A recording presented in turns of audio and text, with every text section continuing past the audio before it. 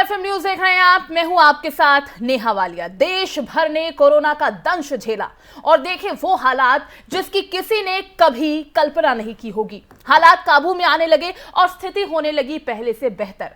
लेकिन उसी बीच एंट्री हुई ओमिक्रॉन की। याद दिला दें आपको भी कि 5 राज्यों में विधानसभा चुनाव हैं और सभी का फोकस दिखाई पड़ रहा है उत्तर प्रदेश पर। अब ऐसे में रैलियों का दौर जारी है और रैलियों की उन तस्वीरों को अनदेखा नहीं किया जा सकता जहां पर हजारों की संख्या में लोगों की भीड़ उमड़ी कोरोना के नियमों को ताक पर रखकर। और इसी बीच इलाहाबाद हाईकोर्ट ने देश और विदेशों में कोरोना के नए वेरिएंट ओमिक्रॉन के बढ़ते प्रभाव को लेकर आज देश के प्रधानमंत्री और चुनाव आयुक्त से अनुरोध किया है कि चुनाव टालने पर विचार करें। कोर्ट ने अपील की कि आगामी विधानसभा चुनाव में इस तीसरी लहर से जनता को बचाने के लिए राजनीतिक पार्टियों की तरफ से भीड़ इकट्ठा कर चुनावी रैलियों पर रोक लगाई जाए। राजनीतिक पार्टियों से कहा जाए कि वो चुनाव प्रचार टीवी और समाचार पत्रों के माध्यम से कर लें। जज ने कहा वो पार्टियों की चुनावी सभाएं और रैलियों को रोकने के लिए कड़े कदम उठाएं।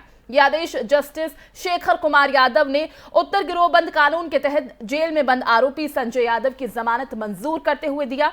इस पर उन्होंने केंद्रीय मंत्री अनुराग ठाकुर की बात करें तो उनका भी रिएक्शन आया है। कहा है कि चुनाव आयोग आदर्श आचार संहिता लागू करती है तो उसे ही तय करना होगा कि चुनाव कब होंगे। लेकिन वहीं अलग अलग रिएक्शंस की हम बात कर रहे हैं तो सपा सांसद राम गोपाल यादव ने भी इस पर रिएक्ट किया है। पहले सुनिए क्या कहा उन्होंने। ये बहुत दुर्भाग्यपूर्ण बात है कि उच्च न्यायालय जैसी महत्वपूर्ण संस्थाओं में बैठे हुए लोग अब इस तरह के फैसले, अनवांटेड फैसले देने लगे। किसी ने मांग तो की नहीं थी उनसे इस बात की। सर्वोच्च ने मेरी मांग है कि सर्वोच्च न्यायालय इस पर स्वयं सुओ मोटो नोटिस ले और इस तरह के डायरेक्शन देने वाले लोगों के खिलाफ प्रॉपर जो एक्शन होना चाहिए वो सुप्रीम कोर्ट के अधिकार क्षेत्र में है। सुप्रीम कोर्ट को ये काम करना चाहिए। मेरा अनुरोध आपके माध्यम से सुप्रीम कोर्ट से भी ये हो सकता है क्योंकि उत्तर प्रदेश में जनमानस पूरी तरह से बीजेपी के खिलाफ है।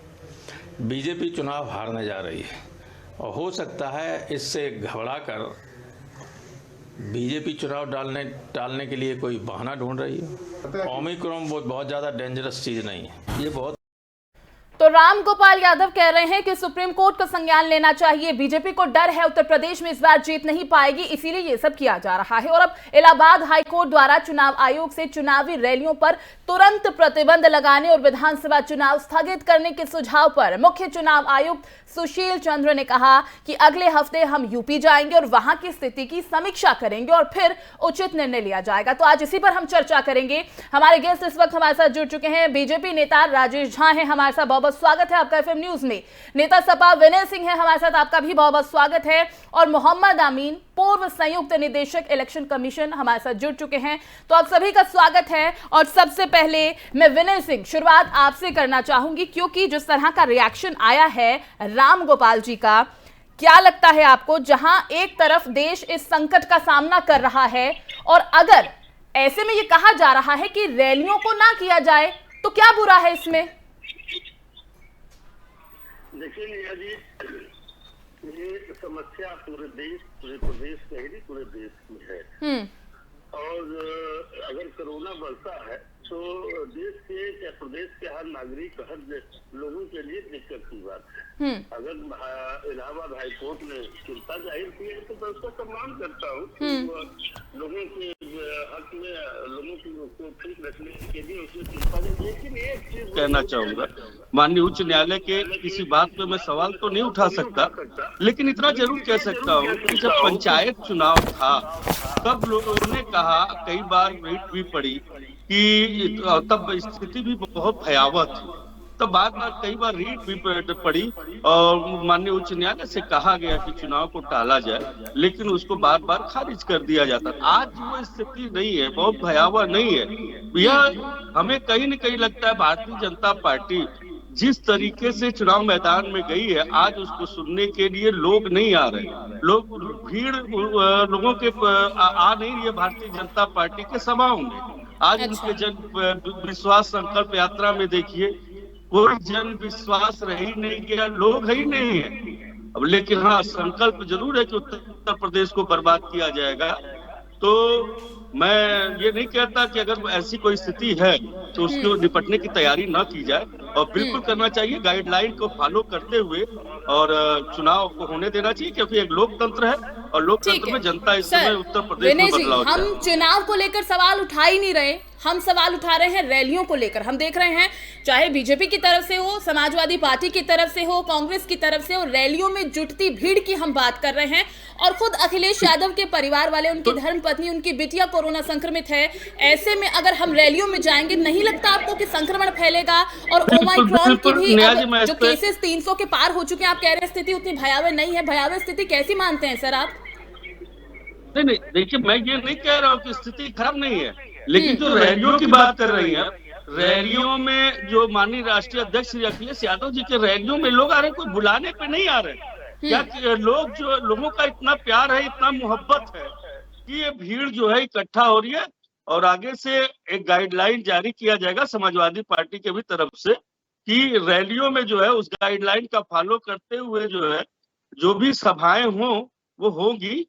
लेकिन भारतीय जनता पार्टी जरूर की मंशा है कि ये चुनाव ना हो, बिल्कुल मंशा है उसकी ये चुनाव नहीं, क्योंकि वह 2022 में वह जान रही है कि बुरी तरह से हारने वाली है।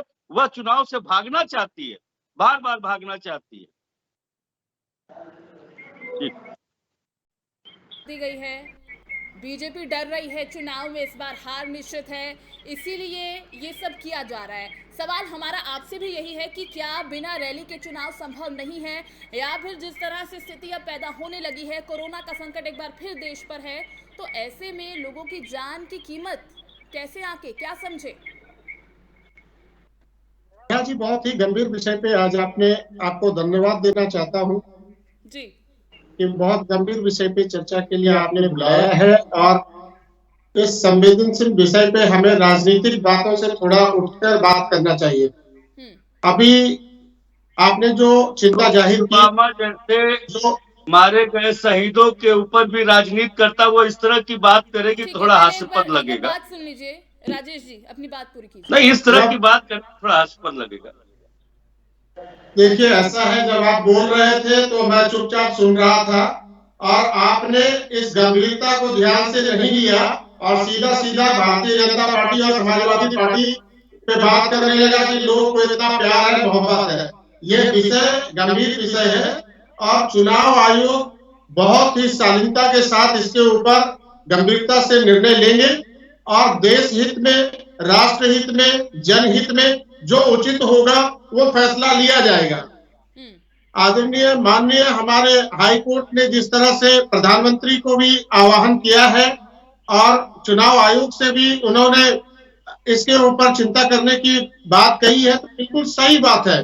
और जो उचित फैसला होगा, लोगों का जान माल का खतरा को देखते हुए यदि उचित फैसला चुनाव आयोग लेती है, या जान माल नहीं जा रहा था बिहार में? क्या ऐसी स्थिति नहीं थी जब माननीय प्रधानमंत्री जी कर रहे थे? तब भयावह स्थिति नहीं थी? तब तो आपको माफी मांगना चाहिए, पूरे देश से माफी मांगना चाहिए कि आपने पूरे देश को।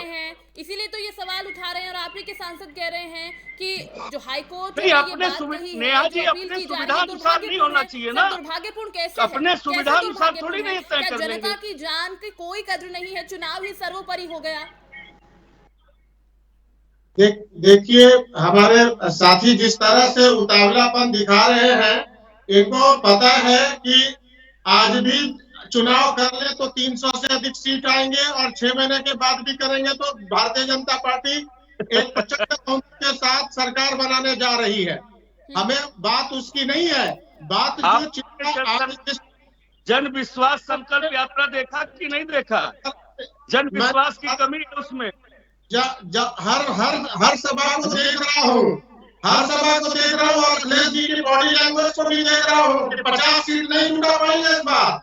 जिस तरह की राजनीति वो कर रहे हैं, पिछले बार की लंबी बात करना भारतीय जनता पार्टी खूब जानती है, झूठ बोलना खूब जानती है। हाँ, तो पिछले बार से भी बहुत खराब स्थिति होने वाली है। हर बार नहीं आ सकते, सवाल उसकी नहीं है। सुनेगी क्या लगता है, बहुरूपिया बार नहीं आ सकते सरकार की या फिर चुनाव आयोग के क्या फैसला लिया जा सकता है इस पर? देखिए, चुनाव आयोग गंभीरता विषय पर विचार कर रही है और हम बहुत आश्वस्त हैं कि स्वतंत्र उनको निर्णय लेने का पूरा सम्मान करेंगे। पूरे देशवासी, उत्तर प्रदेश के तमाम लोग उनके फैसले को सम्मान करेंगे। देखिए, सवाल इस बात का है, उत्तर प्रदेश के हित में वो फैसला लेंगे और इसको सभी पार्टी को सम्मान करना चाहिए, क्योंकि आदमी बड़ा है। लेकिन अभी चुनाव में चूंकि 2-2.5 महीना विलंब है, करने दीजिए, आपको समय दिया जाएगा, बात तो पूरी करने दीजिए मोहम्मद आमिर। देखिए, हाँ, देखिए कि चुनाव आयोग ने पिछले 5 राज्यों के चुनाव कराए थे और उसकी स्थिति आपको देखने को मिली। उस वक्त बंगाल भी कह रहा था, ममता बनर्जी भी कह रही थी कि चुनाव नहीं कराने चाहिए थे। 5 फेज में वहां चुनाव हुए थे और आपका देखिए एक फेज में केरला हुआ था, एक में मद्रास हुआ था। तो याद होगा कि ये मद्रास हाई कोर्ट ने एक अपना ऑर्डर पास किया था कि इलेक्शन कमीशन के जो अधिकारी हैं और इलेक्शन कमीशन के खिलाफ मर्डर केस रजिस्टर किया जाना चाहिए। उस संदर्भ में मैं कहना चाहूंगा कि आज आप देखिए स्थिति क्या है। ये जो ओमिक्रॉन आया है, सुनिए, ओमिक्रॉन जो आया है उसके ऊपर पिटीशन डाला गया। तो पिटीशन डालने पे जो है इलाहाबाद हाई कोर्ट ने एक आदेश दिए। क्या दिया कि हमें जीने का अधिकार है, यानी 21 आर्टिकल, उसके तहत हमें सभी को जीने का अधिकार है कि हम जी सके। उसके लिए हमें उन्होंने निर्देश किया है और ये एक रिक्वेस्ट की है जस्टिस साहब ने हमारे प्राइम मिनिस्टर से, श्री मोदी जी और चुनाव आयोग से ये ऑर्डर किया है, रिक्वेस्ट की है कि ऐसा है कि चुनाव को आगे बढ़ा दिया जाए। लेकिन मैं आपके लिए एक बात बता दूं, अगर ये चुनाव आयोग अगर बढ़ाता है तो उसमें संवैधानिक संकट आता है। उसके लिए हमें संसद के पास जाना होगा और पार्लियामेंट इसको ऑर्डिनेंस करेगी, राष्ट्रपति उसको साइन करेंगे। तो या तो वहां पर लगेगा क्या बोलते हैं राष्ट्रपति शासन, जिससे कि जो अपोजिशन वाले लोग हैं उनको तकलीफ होगी कि ये अपना 1 साल और बढ़ा रहे हैं। नंबर 1। नंबर 2, इसके लिए ये चाहिए इनको कि अभी शायद इनको इसकी प्रक्रिया पता नहीं है। अभी जब भी स्थिति हो रही है, इस स्थिति का आकलन करने के लिए चुनाव आयोग स्वतंत्र है। और चुनाव आयोग क्या करेगा कि पिछले भी कुछ चुनाव का जो हमारे चुनाव हुए थे उसकी स्थिति किन परिस्थितियों में हुआ था, क्या हुआ था, उनका आकलन करते हुए पूरा चुनाव आयोग बैठेगा और सारे पार्टी के लोगों को बुलाएगा और उनसे भी राय लेगा। और हमारे अधिकारियों से मीटिंग होती है और कमीशन उस स्टेट में जाता है जिस स्टेट में चुनाव होता है। ये रेगुलर प्रक्रिया है चुनाव आयोग की। और चुनाव आयोग जाके स्थिति देखेगा, फिर सरकार से बात करेगा, मिनिस्ट्री ऑफ हेल्थ से बात करेगा, उसके बाद तय करेगा। इन लोगों से, नेताओं से बात करके ये तय करेगा क्या करना है, उस वक्त क्या स्थिति होगी। अभी इतनी भयावह स्थिति है नहीं। और चुनाव आयोग जब भी चुनाव कराएगा अपनी चुनाव आयोग की गाइडलाइन देगा। और मैं तो एक बात और कहता हूँ, हमारे देश की इन नेताओं से कहता हूँ कि सबसे पहले मास्क ये बनाए लगाएं और उसके प्रिकॉशन ये अपनी जनता को दें और अपनी जनता को जिस तरह करे थे। ये बिलवेड लीडर हैं, इन बिलवेड लीडर को चाहिए कि उनका आदर्श दें, भी अपना ख्याल रखने की बहुत ज्यादा जरूरत है और जनता को सेव करें। राजेश जी, क्या चुनावी रैलियों पर रोक लग पाएगी? क्योंकि आप भी खुद मान रहे हैं कि बहुत गंभीर ये विषय है और जहां बार बार पश्चिम बंगाल के चुनाव का हवाला दिया जा रहा है, उत्तर प्रदेश के पंचायत चुनाव का हवाला दिया जा रहा है, फिलहाल जो हमारे सामने अभी हालात हैं उस पर ध्यान देने की जरूरत है। क्या पिछली बातों को ही बार बार दोहराते रहा जाएगा और आगे की स्थिति को हम खराब कर दें? क्या चुनावी रैलियों पर रोक लगेगी? देखिए, वैसे आप ये बात मैं भी मानता हूं और पार्टी भी इस बात को मानती है कि चुनाव रैलियों पे थोड़ा प्रतिबंध लगना चाहिए, सोशल डिस्टेंसिंग का ख्याल रखना चाहिए, लोगों को अपने जान माल का ख्याल रखते हुए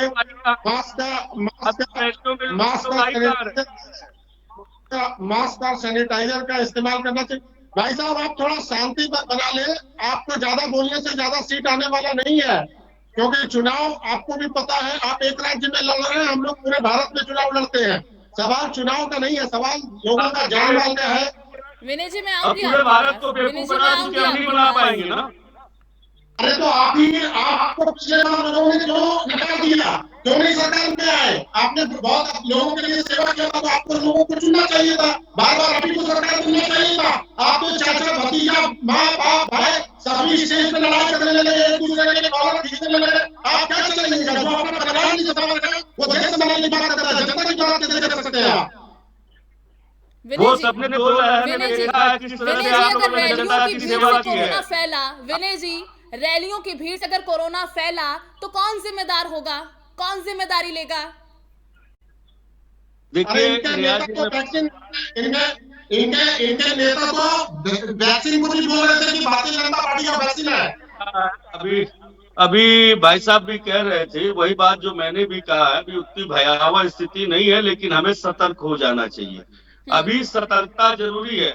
लेकिन जो आप चुनाव आयोग की बात कर रही थी, चुनाव आयोग क्या है आज की स्थिति में? चुनाव आयोग की ताकत को भारतीय जनता पार्टी ने खत्म कर दिया है। जैसे भारतीय जनता पार्टी चाहेगी उसी तरह से चुनाव आयोग देगा।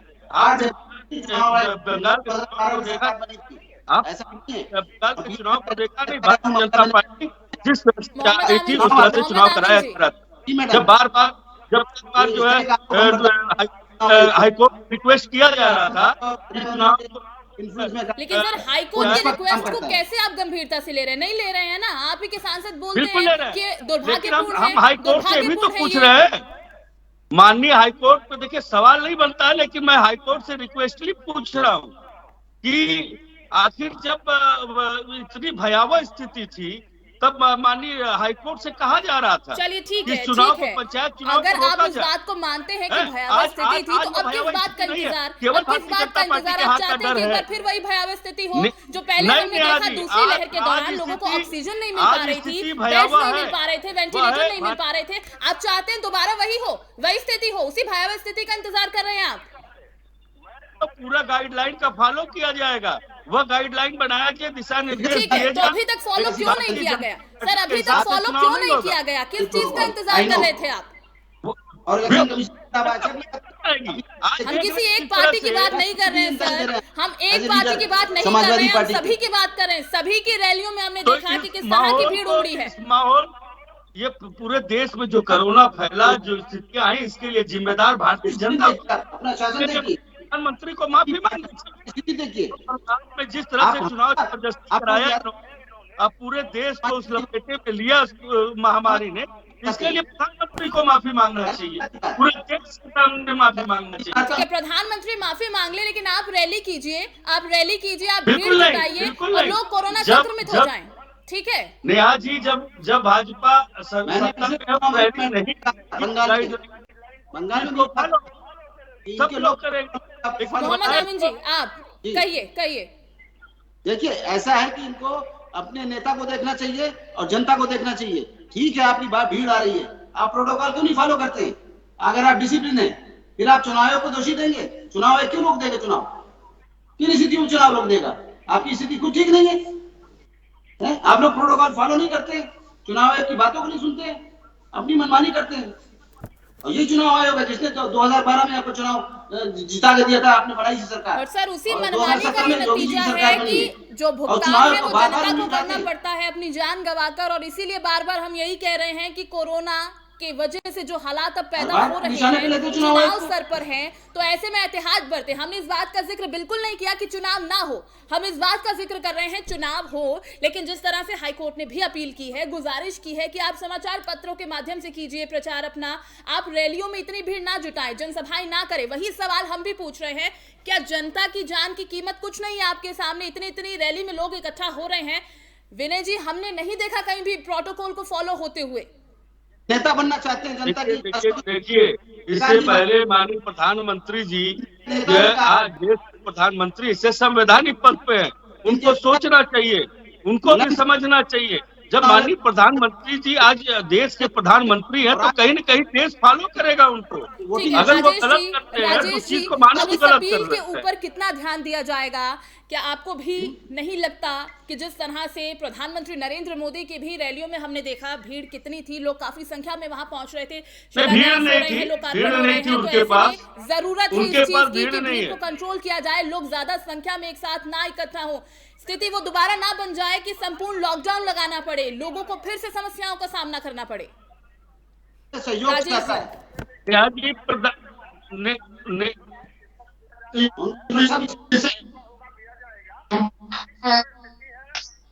और जो अभी की जो स्थिति है, भविष्य में 15 दिन में स्थिति है भयावह और बढ़ती है, तो जिस प्रधानमंत्री ने पूरे वो आगे अपनी स्थिति को देख करके आकलन करेंगे।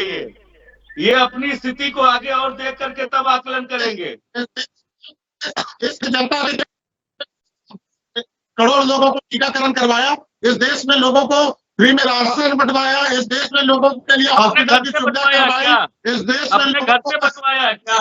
बार बार कहते हैं कि बंटवाया बंटवाया, वह अपने घर से बंटवाया क्या प्रधानमंत्री ने?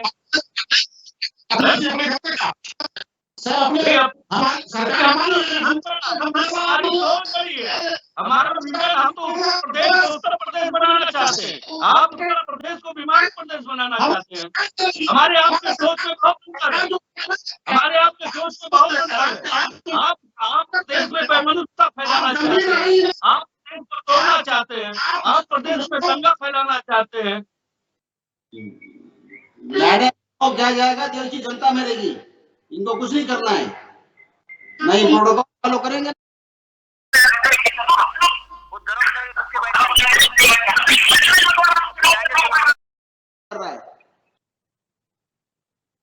चुनाव आयोग ने हमेशा न्याय किया है, जनता के साथ, नेताओं के साथ, पार्टी के साथ। जो हालात हैं बिल्कुल बिल्कुल हो, समस्या ना हो, माइक्रोन ना बढ़े, कोरोना ना बढ़े, इसलिए जरूरी है हमें पूरे उत्तर प्रदेश की चिंता है, हमें पूरे उत्तर प्रदेश के लोगों की चिंता है, उत्तर प्रदेश के विकास की चिंता, भारतीय जनता पार्टी को चुनाव है। हम तो चाहते हैं कि गाइडलाइन हो, उसको प्रधानमंत्री भी फॉलो करे, पूरा देश फॉलो करे। चुनाव की चिंता किसे नहीं है सर? चुनाव ही की तो चिंता है सर, चुनाव ही की तो चिंता है, जनता की चिंता किसे है सर? चुनाव ही की चिंता सबको है, जनता की चिंता किसे है? किसे है फिक्र? हम लोग देश की तो चिंता कर रहे हैं, उत्तर प्रदेश की चिंता कर रहे हैं। मालूम है चिंता किसको हो रही है? 2022 में बड़े मोटे रास्ते से आपका बिस्तर बना हुआ है, खुलने वाला नहीं है, खुलने वाला नहीं है, सील मोहर कर दिया जनता ने। मोहम्मद अमीन जी, आपका छोटा सा रिएक्शन जाते जाते। ठीक है अमीन जी, छोटा सा रिएक्शन जाते जाते, बहुत ज्यादा समय नहीं है हमारे पास। राजेश जी एक बार सुन लीजिए। राजेश जी, एक छोटा सा रिएक्शन सर। अमीन जी, जाते जाते एक छोटा सा रिएक्शन आपका। मेरा तो यही अनुरोध है सभी पार्टियों से, और इलेक्शन कमीशन भी चाहता है ये सहयोग करें, और ये स्थिति को देखते हुए अपने वर्करों को, अपने जनता को, और ये उनको आगाह करें कि देखिए अगर आप लोग प्रोटोकॉल फॉलो नहीं करेंगे तो ये चुनाव रुक सकता है, चुनाव बढ़ सकता है। इसके लिए जनता ही जिम्मेदार होगी और ये नेता जिम्मेदार होंगे, इसलिए इनको प्रोटोकॉल फॉलो करना होगा। जी, सारी पार्टियां सहयोग कर रही है, भारतीय जनता पार्टी तो ठीक है सर, कॉर्पोरेशन आपका भी चाहिए सर, हर पार्टी का कॉर्पोरेशन चाहिए। वो तो चाहती है कोई भी वक्त स्थिति हो, चुनाव आयोग का जो भी फैसला होगा उसको मानने के लिए हर पार्टी चुनाव आयोग तो खुद है सर। चुनाव आयोग तो कह रहे हैं कि उनका कोई फैसला ही नहीं है, बीजेपी के हक में ही वो बात करेंगे। चलिए खैर, बहुत बहुत शुक्रिया सर, बहुत बहुत शुक्रिया आप तीनों का हमारे साथ जुड़ने के लिए। तो लगातार इस बात पर हमने चर्चा भी की और समझने की भी कोशिश की है कि क्या रैलियां रुकेंगी, चुनाव टलेंगे, लेकिन सवाल हमारा यही था कि हम चुनाव पर सवाल नहीं उठा रहे कि चुनाव रुकना चाहिए, क्योंकि चुनाव रैली किए बिना भी हो सकता है। और बड़ा सवाल ये आज इसलिए भी है क्योंकि सवाल इस वक्त देश की जनता का है, उनकी जान का है। कोरोना की वजह से जो हालात पैदा हुए, जहां पर लोगों ने अपनों को खो दिया, सांसों के लिए मोहताज हुए, देखा हमने कि कैसे ऑक्सीजन नहीं मिल पा रही थी, बेड नहीं मिल पा रहे थे, वेंटिलेटर नहीं मिल पा रहे थे। और एक बार फिर जब देश ओमिक्रॉन जैसे संक्रमण का वेरिएंट का सामना कर रहा है, 300 का आंकड़ा पार हो चुका है, ऐसे में हालात बद से बदतर ना हो, क्योंकि रैलियों में बहुत संख्या में भीड़ इकट्ठा हो रही है, एकजुट हो रही है, तो ये संक्रमण तेजी से फैल सकता है। और इसी आधार पर गुजारिश अपील की गई है हाईकोर्ट की तरफ से कि आप रैलियों पर रोक लगाएं। इस खास पेशकश में फिलहाल बस इतना ही, दीजिए इजाजत, नमस्कार।